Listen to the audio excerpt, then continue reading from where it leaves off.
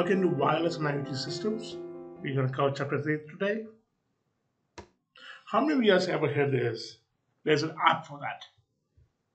It seems like for everything there's an app for that. So in Chapter 3, we're going to talk about the history of app development and how it has to do with cell phones. Okay, we talk about technologies and architectures that support wireless networks, IoTs and cloud environments. We talk about zero trust security, security controls applications, communication technologies, the connectivity to IoT and networking. Okay, mobile apps are designed to do a single thing. They do easily and they do well. Vendor app store make it easy to safely to download apps with confidence. Mobile app developments include easy access to software development SDKs, low development costs, and the ease of publishing. Too much functionality and too little security and privacy awareness led to huge security problems. Developers could request access to any function regardless of its relevance to the application. The OS asks for explicit permission from the user before allowing the app to use the features like GPS, camera, and microphone. Users simply granted permission to the mobile app without considering why an app required that particular functionality. So this is like if you actually download any app from either Apple Store or Google Play Store and you try to run it, 99.9% of people they will never think about, hey, does this app needs a future? If let's say that if a game that they have zero AR capability, so VR capability, or just a puzzle game, if it asks for making phone call or accessing your call history or camera or location, most of the issues it will say yes. Most people don't think about, hey, why does a game need access to call logs? So security is always a balancing act. Your convenience and your security. If it's too much security, it is not easy to use. If it's too much convenience, it's not secure at all. Okay, disaster use of privacy and a failure for developers who harvested and sold user personal data. Many mobile apps were actively spying on the user or stealing their data and contacts for nefarious purposes. Major app stores counter the threat of malicious mobile apps by checking for unjustified feature requests.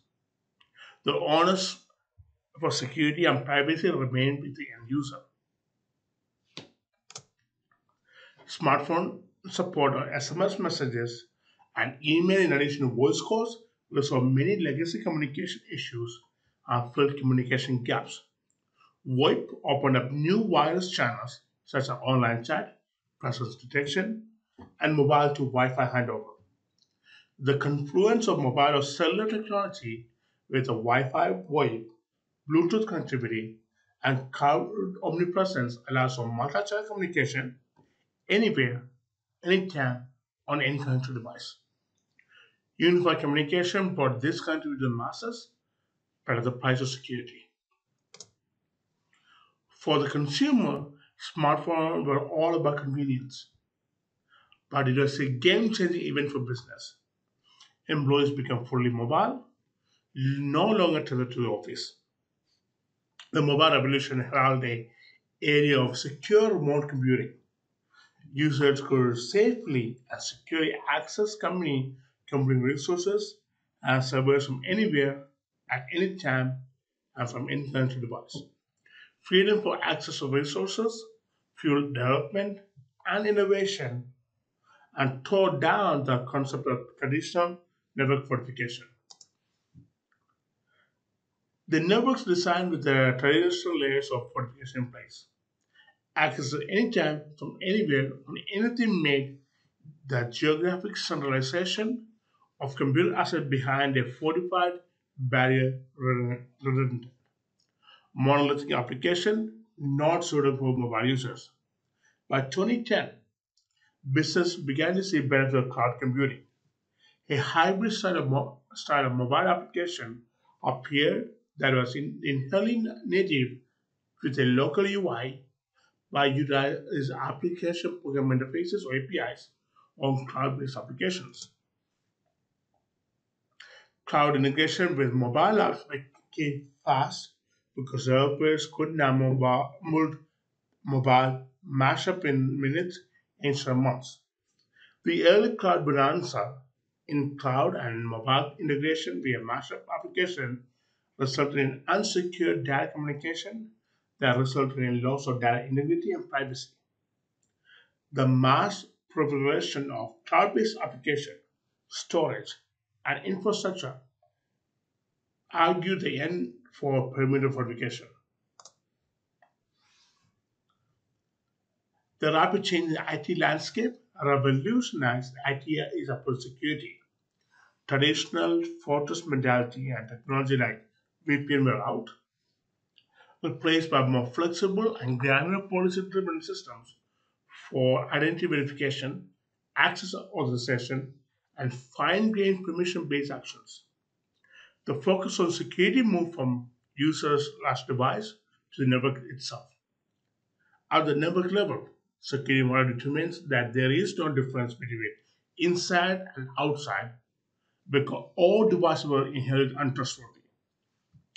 Instead of employing a cache and model used by VPNs, built upon clear distinction of outside and inside, the never been has any assumption of trust. The zero trust model was published by Google in 2016 and quickly adopted as a blueprint for cloud and hybrid architectures, where on-prem, cloud, and software as a service or SaaS infrastructure coexist. One of the advantages of zero trust? Outsourcing onerous security tasks such as single sign-on, firewall rules, robust identity, and access management (IAM) to cloud providers. In only a few years, business network has changed dramatically from being centralized data centers built as Casanova mod structures to being focused on the cloud-based architecture utilizing the zero trust security model. Cloud computing has emerged as a major disruptor in the enterprise security architecture. Businesses of all sizes have shifted operations away from the data center toward the cloud. Cloud architecture provides a convenient, efficient, and often cost-effective way of hosting applications over the internet. Brings on-demand as well as self-service access to virtual, physical, and computer resources via the internet. With the ease of access, all the confidential information on the cloud. The biggest security concern today is security and privacy. The MCC or the mobile cloud computing focuses on a distinct combination of cloud computing, mobile computing, and the wireless network. These functions are required to bring cloud-based computation and storage resources to mobile users. Makes it possible for cloud-based mobile applications to be executed on a vast array of diverse and mobile devices. A native mobile app is device or OS specific, typically downloaded from the App Store. Mobile cloud apps run on external servers, not on the device itself. The app is a device or OS agnostic because it only needs a browser as a UI. By 2005, Wi-Fi was its own way to usurping physical cabling in homes and offices, but wireless connectivity was sparse elsewhere. The spike of interest in IoT in consumer industrial services brought the need for wireless technologies and protocols that address specific use case. These new wireless technologies would have to work with resource-constrained devices and or be able to share resources across an ad hoc mesh network. Also need to work on low power, have much shorter or longer range, and support low data throughput. had to cater a vast range of potential use in industry, healthcare, commerce, and even in oil and gas. So some of the application of industrial IoT are machine to machine communication, global communication systems, ultra long distance space travel. But these are the challenges: low cost, low power, or high efficiency, long range, have longevity. So the low power technologies that is designed to low power device networks and protocols like IEEE 802.15.4. You also have different wireless communication technology, Bluetooth low energy, or Bluetooth 4.0 or Bluetooth Smart, Zigbee IP, Z-Wave, RFID, NFC, Thread, 6 low WPAN. You also have free speed optics, or FSO, WiMAX, very small aperture terminals, VSAT, software defined wireless network. You also have WAN technologies for IoT, Sigfox, long range wide area network, low power Wi Fi, millimeter radio. Present cable to Wi Fi fails to meet today's requirement for large scale wireless LANs. Private LTE emerged as a solution to fill the gap between high end private Wi Fi networks, such as public LTE carrier networks. Private LTE can deliver dedicated, fixed cost, connectivity, and better information security.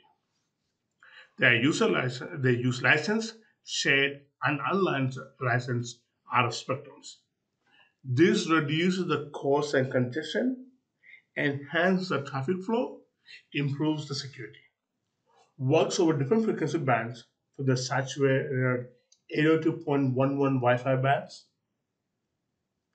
can handle vast amounts of locally attached devices and the traffic without having to go out into expensive pay-per-bit public carrier LTE networks. This is the ideal stepping stone to 5G. WLANs are convenient but inherently insecure. Intruders would gain unauthorized access to the data network due to the use of omnidirectional antennas. IEEE developed a security standard as part of 802.0 standard. Goal was ensuring the CIA. You have the web, wired equivalent privacy. You have the WPA, you have the WPA2, and the WPA3. Mobile phones are no longer shipped with Bluetooth enabled discovery mode. Security has been hardened to prevent unauthorized connections and remote access phone features. Smartphones are now trusted for use of e-banking, e-commerce, and email. Cyber criminals who are become adept at intercepting signals over unencrypted wireless networks are never far behind. So in this chapter, we talked about application security controls, what is zero trust security about cloud computing, the technologies of wireless communications, and the IoT connectivity and networking. I hope you guys learned something new about wireless and mobile computing. I'll see you next class.